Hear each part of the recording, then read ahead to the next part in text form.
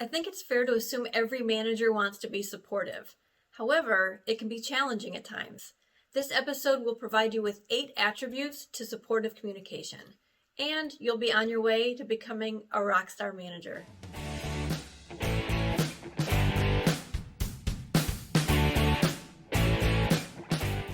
Hello and welcome to Rockstar Manager. I'm Dr. K, the management professor, and this episode is about supportive communication. First, we'll identify each of the 8 attributes of supportive communication. Then we'll define and provide examples for each. So let's get started.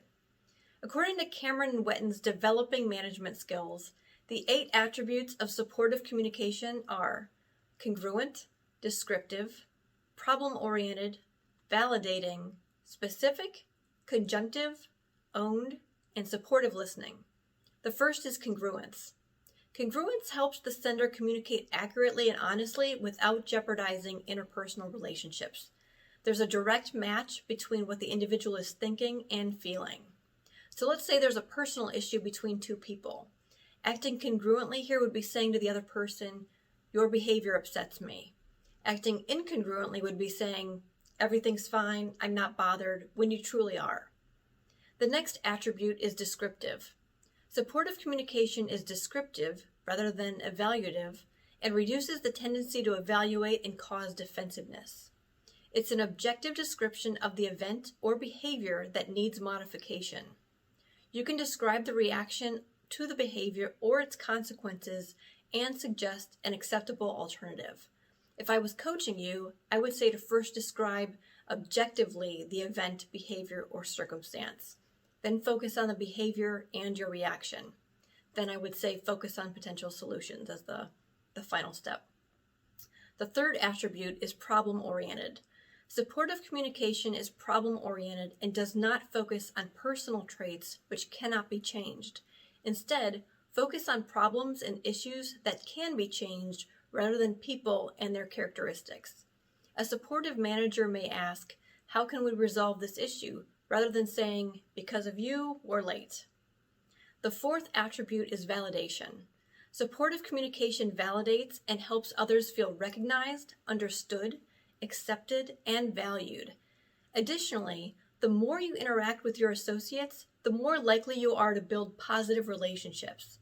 Here, you would want to ask, "What are your thoughts about this situation?"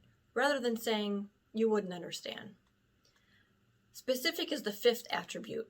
Supportive communication is specific and identifies something that can be understood and acted upon. It's a focus on specific events or behaviors, and in general, extreme or other either-or statements should be avoided. An example of specific supportive communication is, "You called me 3 times on my vacation," rather than saying something like, "You're trying to ruin my vacation." The sixth attribute is conjunctive. Supportive communication is conjunctive and joined to a previous message. So let's walk through a scaled example. I asked the following question to one of my direct reports. "Did you complete that report for accounting?"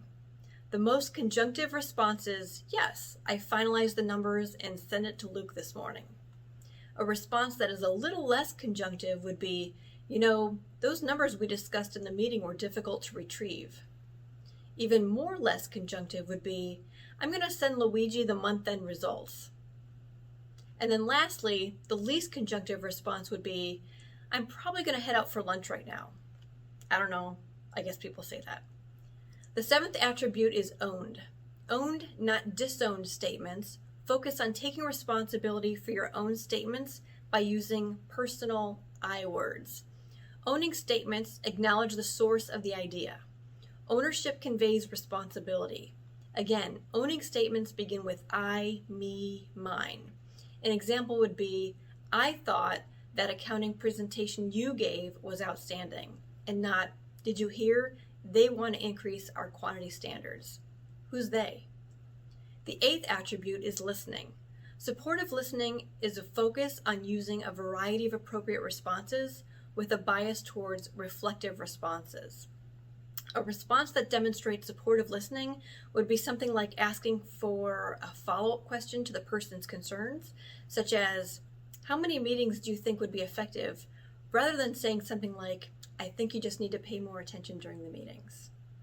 Hopefully you have a better understanding of the attributes of supportive communication and how to implement them. If you're interested in learning more about related managerial topics, you can find my book, Rockstar Manager, From Theory to Practice at Barnes & Noble, or you can read Wetton and Cameron's Developing Management Skills. Thank you for your time, be your best you, and be a rockstar manager.